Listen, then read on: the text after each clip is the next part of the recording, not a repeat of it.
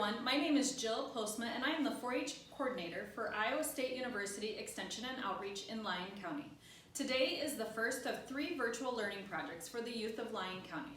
The first project I am going to demonstrate making is a Woodworking for Life Bluebird box. The plan for this box is a free download and can be found online through the ISU Extension and Outreach store at store.extension.iastate.edu, publication number WL0010, or in the search box you can search box or woodworking. Youth that signed up for this project received a kit delivered to their front door. And what is in the kit? The youth received the materials needed for the Bluebird box. We used a 1x6 by 6 foot cedar board. We cut it down into the pieces needed. There should be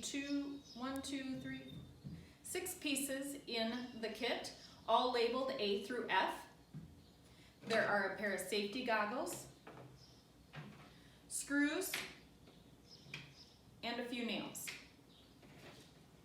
Items not in the kit that may be needed or that are needed for the project are, if you received the uncut board, you will need a tape measure, a square to make straight lines, a circular saw, and a pencil.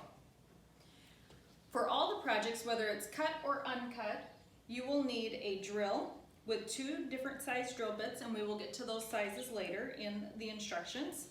You will need a 1 1/2 circular drill bit and a utility knife and a screw head for the screws.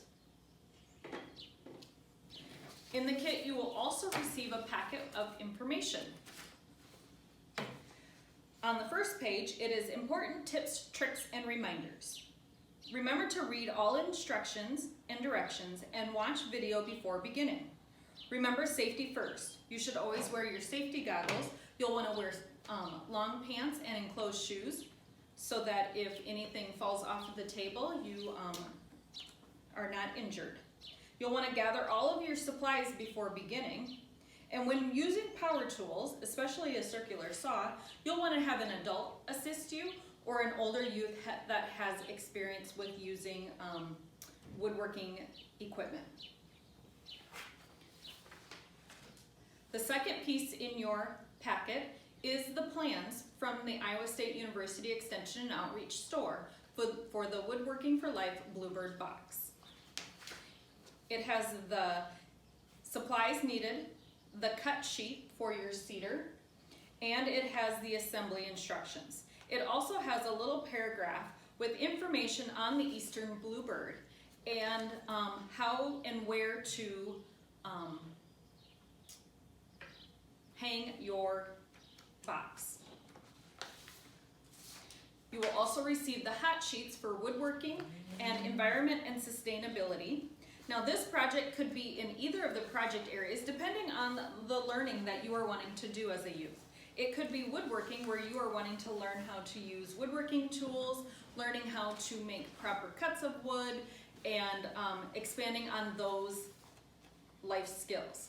Or it could be in the environment and sustainability, where you want to learn more about the Eastern Bluebird, how to build a box, and to put it in a habitat so that you can bring more bluebirds to that area. Assisting me today is Senior Lyon County 4-H'er Colby. Colby has done a few different woodworking projects along with some industrial arts classes in high school. We thank him for assisting us today. So let's get started. So the first piece you will need for the assembly instructions is F. You will want to drill 5 holes through the bottom of the bird box to allow for drainage. And we have it marked off. There's 5 different spots for drilling. And you'll want to use a little bit of a larger drill bit to drill those holes.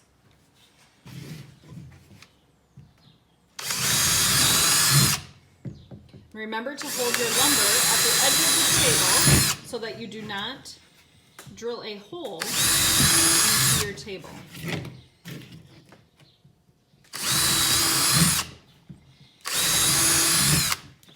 The second step is use a hole saw to cut a 1.5 inch entrance hole on the piece E. You need to align the top of the hole 1 inch from the top of the board.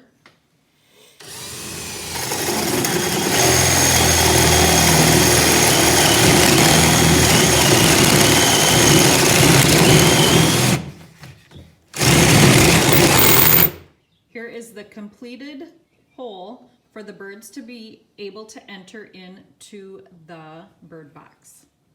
And this is on piece E. Step 3, roughen the inside surface of your piece A with a rasp or utility knife. To stay safe, you'll want to stand off to the side so that when you are using your utility knife, you don't accidentally cut yourself.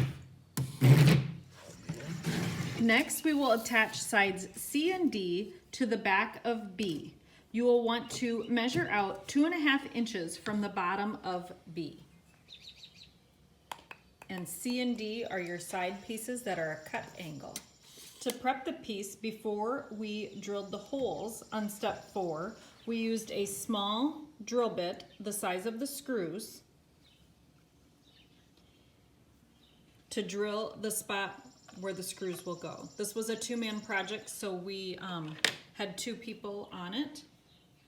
And you'll need to drill 3 holes in the back to line up with your side. And now we will drill the 3 screws into the birdhouse connecting parts C and D to the back of B. So the back will be looking like this while Colby works.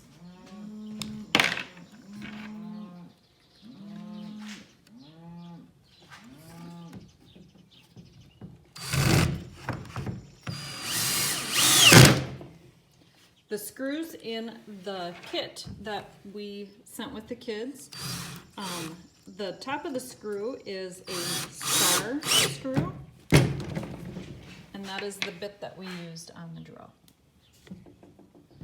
And so you will attach side D the same as C. So all 6 screws have been drilled into the back of the bird box. And the completed, will you hold it up, Colby? So we have our backs and our sides completed on our bird box. The next step is to mount the bottom, piece F. You'll want to make sure before attaching your sides that your bottom will fit in between those 2 pieces. If it's a little snug, you could always use a sander or your circular saw to trim off just a little bit. Now we're going to attach 4 nails, 4 screws, 2 on each side. And he pre-drills his holes, or you don't have to, depending on the drill bit that you have.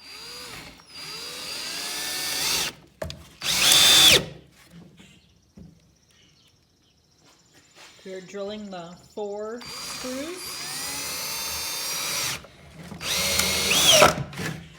into the bird box to attach the bottom.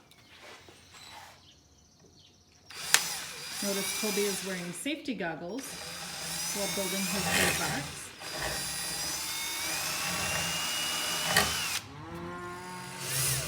Step 6, we are going to mount the roof. Piece A with the angled cut back.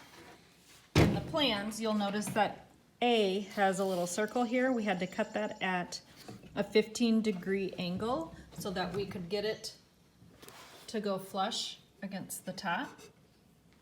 You will be putting 4 screws into the top to attach your roof to the sides.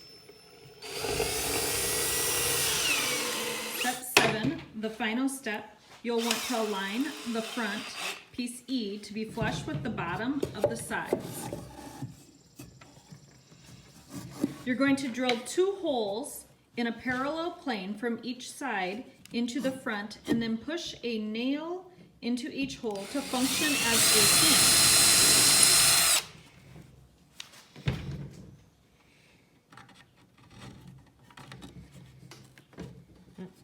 So as you can see, we drilled a hole at the top to attach the front, and then we placed a nail in there, and it's fit in there loosely so that it acts as a hinge, so that you can clean your bird box out after the birds are finished using it for the season. We will also attach a third hole at the bottom to keep the door closed for the birds. And that acts as a barrier to keep it closed while the birds are nesting. And then you can open the door to clean it out at the end of the season after the birds have left for the winter. Hold it up. And there is our completed bird box, ready to be hung on a post or tree in the area.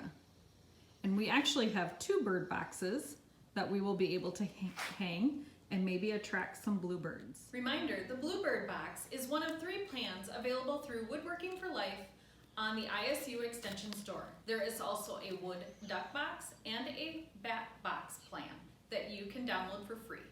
Reminder that if you are creating this project as a 4-H project, as an exhibit, you will want to think about your goals. Are your goals to improve or learn new woodworking skills? Or are you wanting to learn how to increase the bluebird population in your area?